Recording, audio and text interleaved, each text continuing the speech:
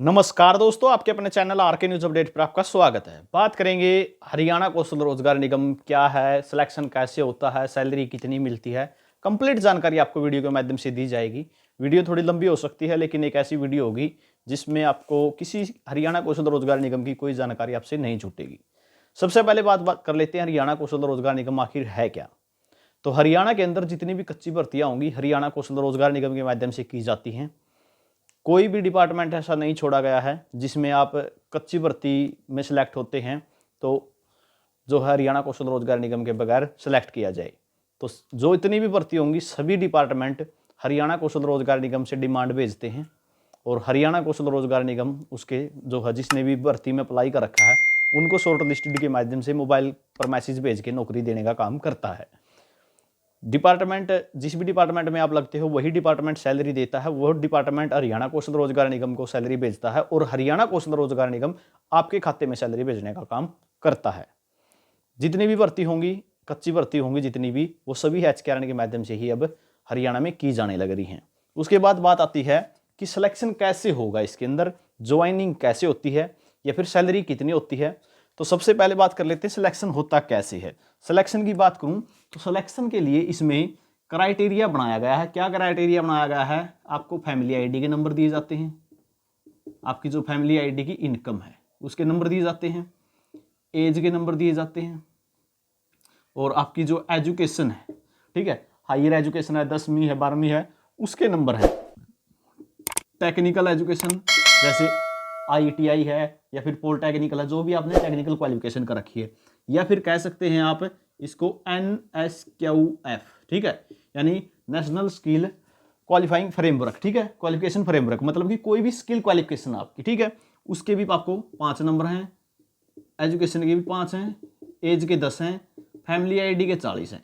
1 लाख से कम है तो 40 मिल जाएंगे, 1 लाख से ज़्यादा है 180 तक है तो 30 मिल जाएंगे, 180 से 3 लाख तक है तो 20 मिल जाएंगे, 3 लाख से 6 लाख है तो 10 मिल जाएंगे, ठीक है। फैमिली आईडी का क्राइटेरिया इस तरीके से है।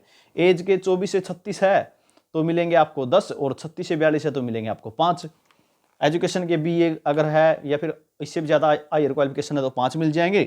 टेक्निकल क्वालिफिकेशन के 5 नंबर है। उसके बाद CET के हैं, ठीक है, CET अगर आपने क्वालिफाई कर रखा है, ठीक है, तो उसके भी नंबर हैं, CET के 10 नंबर दिए जाते हैं।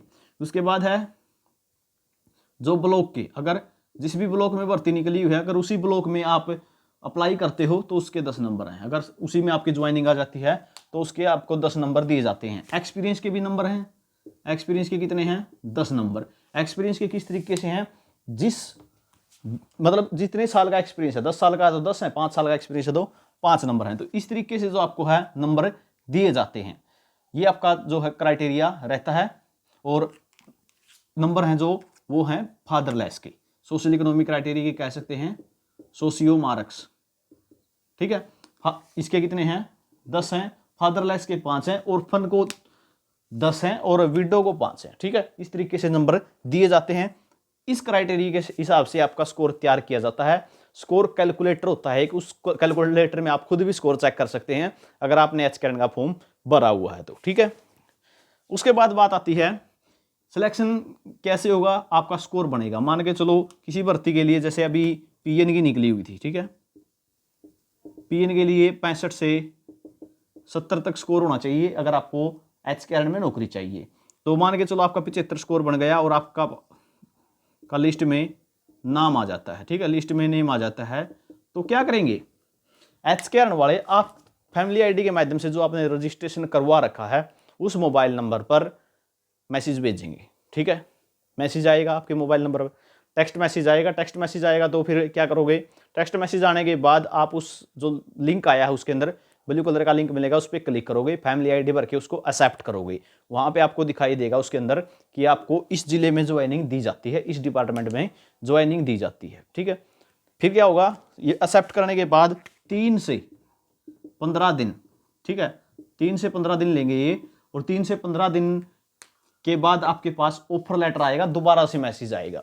उस पर जैसे ही क्लिक करोगे, आपकी फैमिली आईडी भरोगे तो एक PDF के रूप में 2 पेजों की एक PDF डाउनलोड होगी जिसको आप ऑफर लेटर कह सकते हैं। उस ऑफर लेटर पे DDO का नंबर मिलेगा, उस DDO के पास आपको कॉल करनी है।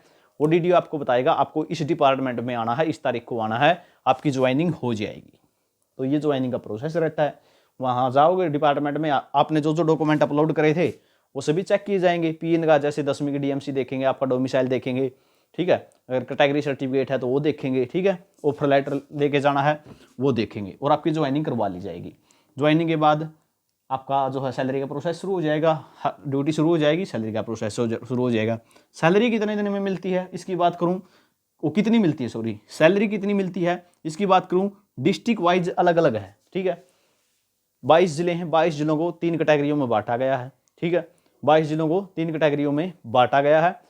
जैसे अम्बाड़ा है, यमुनानगर है और गुरुग्राम है, फतेहाबाद फरीदाबाद है, इन और पंचकुला है, इनको अलग रखा गया है, ये पहली कैटेगरी में है। उसके बाद जैसे कैथल है, जींद है, करनाल है, सोनीपत है, पानीपत है, इनको अलग कैटेगरी में रखा गया है। मतलब ये कैटेगरी वाइज डिवाइड कर रखे हैं, उस हिसाब से सैलरी दी जाती है। सबसे ज़्यादा जो है गुरुग्राम, पंचकुला इनमें है और जींद, कैथल इनमें मीडियम है। और जैसे फतेहाबाद है, सिरसा है, दादरी है और नूह है, ठीक है, इनमें थोड़ी और कम है, ठीक है। लगभग 14,500 के तकरीबन सैलरी मिलती है ग्रुप डी को, ठीक है। वैसे वीडियो बना रखी, चैनल पर देख भी सकते हो, डिस्क्रिप्शन में भी मिल जाएगी, डिस्क्रिप्शन में भी मिल जाएगी, वो वीडियो सैलरी की देख सकते हो।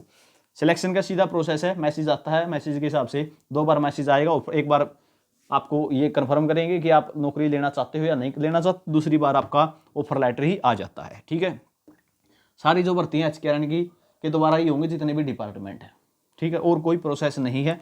HKRN के द्वारा ही सभी कच्ची भर्तियाँ हरियाणा में की जाती हैं और इस क्राइटेरिया के बेस पे की जाती है। ये क्राइटेरिया के हिसाब से ही आपके नंबर बनते हैं। लगभग जिसके 60 तक नंबर पहुंच जाते हैं उसके चांस बन जाते हैं HKRN में लगने के। जिसके 60 तक का नंबर बन जाते हैं उसकी बारी आने की संभावना रहती है कि मेरा HKRN में हो जाएगा, ठीक है। मेरे हिसाब से सब कुछ समझ में आ गया होगा क्या है HKRN और सिलेक्शन कैसे होगा, इस क्राइटेरिया के बेस पे होगा।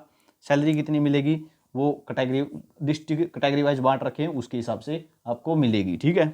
अगर ग्रुप डी में लगोगे तो लगभग ये मान के चलो 14 से 14,500 रुपये सैलरी आपको दी जाएगी, जो अकाउंट में आएगी, ठीक है। वैसे तो ज़्यादा है, जो अकाउंट में आए क्या हो कि आपके वो आपको सैलरी, इतनी सैलरी मिलेगी। तो जानकारी कैसी लगी कमेंट करके ज़रूर बताएंगे और टेलीग्राम ग्रुप से जुड़ सकते हैं, नीचे डिस्क्रिप्शन में लिंक है, 14,000 कैंडिडेट वहाँ पे जुड़े हुए हैं। व्हाट्सएप ग्रुप से भी जुड़ सकते हैं। वीडियो अच्छी लगे तो लाइक और शेयर जरूर कर देना। इसी के साथ वीडियो आपने देखा, बहुत बहुत धन्यवाद।